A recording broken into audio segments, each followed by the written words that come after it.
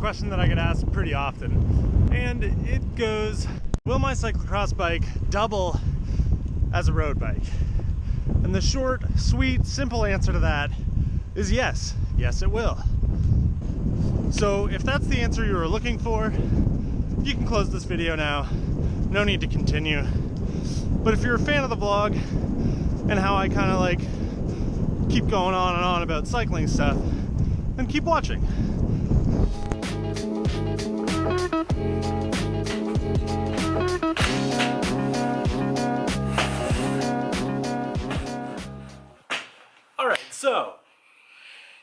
Alright, so first things first, a very brief and possibly inaccurate history lesson of cyclocross.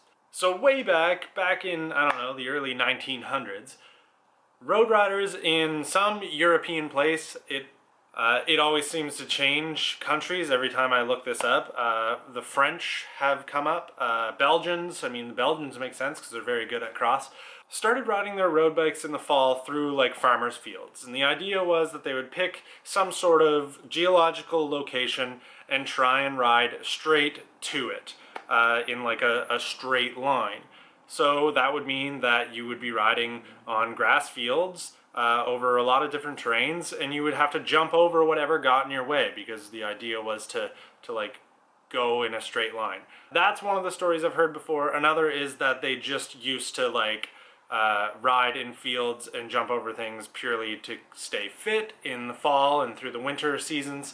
And another is that they would ride to churches the same way that I had sort of described, but not necessarily that they had to be going in a straight line.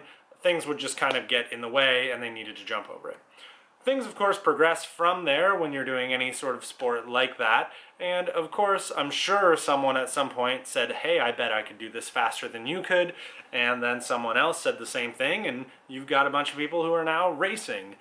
And this was all done on their bikes that they were using at the time, which really would have been a road bike for that era.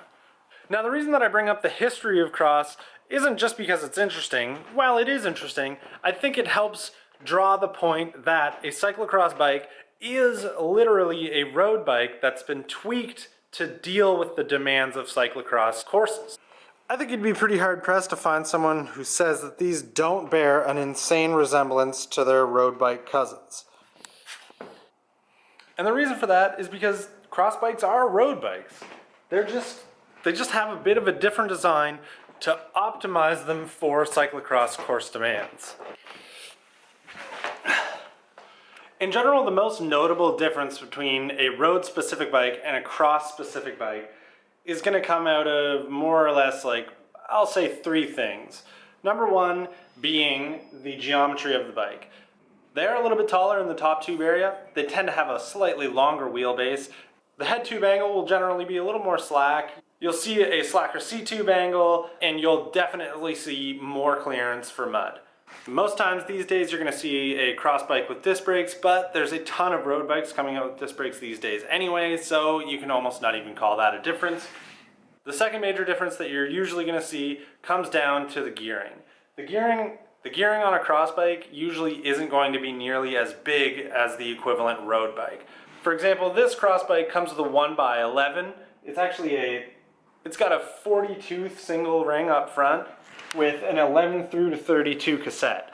That doesn't really give you a whole lot of high-end gearing like a road bike would.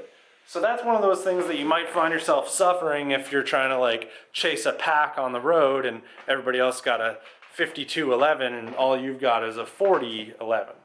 Your legs are going to be spinning quite a bit faster to try and keep up. But really, if you're going to be using a cross bike, But really, if you're going to be using your cross bike as your road bike, probably you're not going to be riding with people who are absolutely hammering out huge power. And a 40-11 gearing is probably going to be plenty for what you actually want to do with the bike. And the geometry differences between the two bikes is not something you really ever need to concern yourself with too much. I constantly go from a road bike to a cross bike to mountain bikes pretty often. So I definitely feel those differences between the two, but after riding for like about half an hour, muscle memory takes over and you just start riding the bike the way that it kind of wants to be ridden. If you've only got one bike and it's a cross bike, you already know how it's going to act, so you don't need to worry about the geometry. Sure, there's something that might be more optimized for road riding or whatever else you're going to do with it, but if it's the one bike and it's the one bike that you're the most familiar with, then it probably is the best bike for the task because you're comfortable on it and you know how to handle it. I honestly believe this question kind of stems from a lot of people reading into way too much of every company's marketing for specific bikes. And I really kind of despise cycling marketing for that reason. When they build a cross bike, they want to make it seem like the absolute best cross bike of all time. So they're going to talk it up in every way, shape, or form for that specific task. And all that literature on companies' websites is going to make it seem like that's all that bike is really all that great at. They're not trying to sell you a bike that's going to be able to do everything. They're trying to sell a bike that does a specific task. So I find you always need to be sort of careful when you're shopping for a bike. There could be a bike, like a cyclocross bike, that could have been perfect for what they wanted to do. They read all about it and they're like, oh geez, you know, this bike's only good for cyclocross and it's specific to it. And like, you shouldn't be riding on the road with it. And that's sort of crap. That's too bad that that happens from time to time. That's why I kind of made this video, because you can definitely use a cross bike on the road and anywhere else for that matter. I do it all the time. You guys have seen me use the Crux on some of the Cape Breton trips. I've had the Tricross in almost every video lately, unless I'm riding a different bike. I use a cross bike literally for everything unless I know I'm only going to be on the road or if I'm specifically going mountain biking. My go-to bike is a cross bike. So really, to kind of summarize here, all I'm saying is, yes, there are differences when it comes to a cross bike and a road bike, but not enough that it should hold you back from getting a cross bike. If you were thinking about getting it so that you could do more than just road with, or if you were thinking about doing cross, but you also wanted to be, if you were thinking about riding cross or you were thinking about riding off-road a little bit with a road bike, that you shouldn't think that it holds you back from riding road, because it's not like the geometry is just gonna like throw you off the road, and it's not like all of the cross optimized things are just gonna kind of like collide with road riding. It will be fine, and people do it all the time.